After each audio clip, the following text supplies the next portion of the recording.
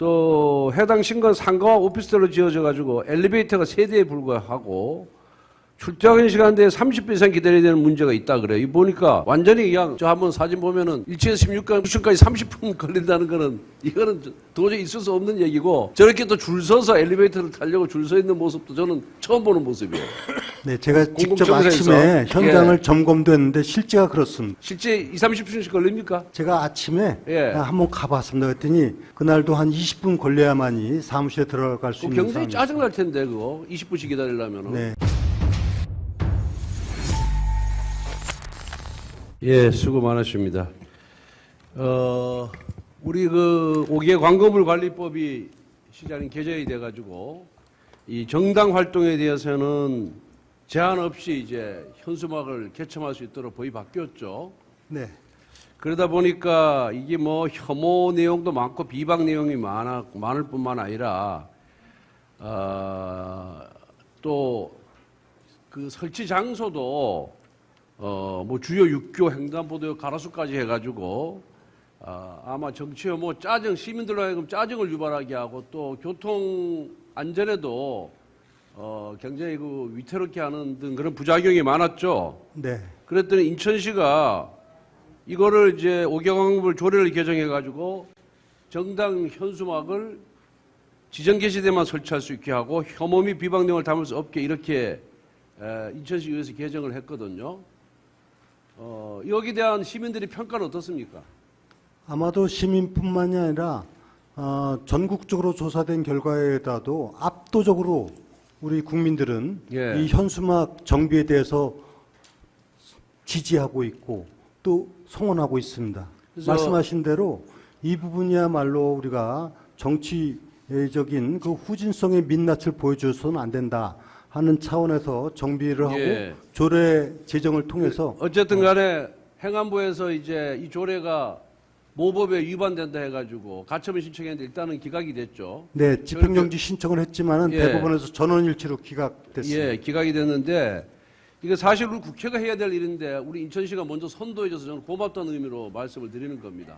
이게 네. 사실은 정당 활동의 자유를 보장하기 위해서 법을 개정했고 저도 뭐 찬성을 했습니다만은 이 시행 과정에서 여러 가지 부작용이 지금 나타나고 있기 때문에 우리 국회의원들도 지금 그 5개 광고물 관리법 개정안을 발의를 했어요. 우리 뭐 박병석 전 의장도 그렇고 우리 또 강병원 간사께서도 설치 장소에 대해서 규제를 하자, 제한을 하자 이렇게 해서 이제 발의를 했는데 먼저 인천시에서 이렇게 선도해줘서 감사하다는 말씀을 드리고요. 이 부분에 있어서 한번 또 시민 만족도 조사를 해서 그 결과를 우리 국회 행안위에 좀 제출해 주시면 고맙겠고요. 네, 그렇게 그리고, 하겠습니다. 예, 우리 행안에서도 빨리 이 법안에 대한 심사를 해야 된다. 저는 그렇게 생각을 하고 있습니다. 다음에 이제 우리 시장님께서 전임 시장, 그러니까 전전시장일 때 인천시청사를 다시 짓겠다, 건립하겠다 이렇게 계획을 발표했었죠. 네, 인천시청사. 네, 예. 그래서 했는데 이제 박남춘 시장이 취임하고 나가지고 이제 신청사 건립 계획을 백지화시켰어요. 네. 그리고 이제 이 건물이 85년도에 건립된 거죠. 82년도. 85년도에 85년도에 입주했죠. 그리고 이제 백지하고 났는데 우선 사무 공간이 부족하니까 또 뭐 인천 테크노파크를 사서 입주를 하고 뭐 그렇게 이제 이렇게 됐는데 그 어떻습니까? 그때 미분양 오피스텔을 분양가보다 19억 더 얹혀서 고가로 이렇게 매입을 했는데 여기에는 뭐 유법적 요소가 없는가요?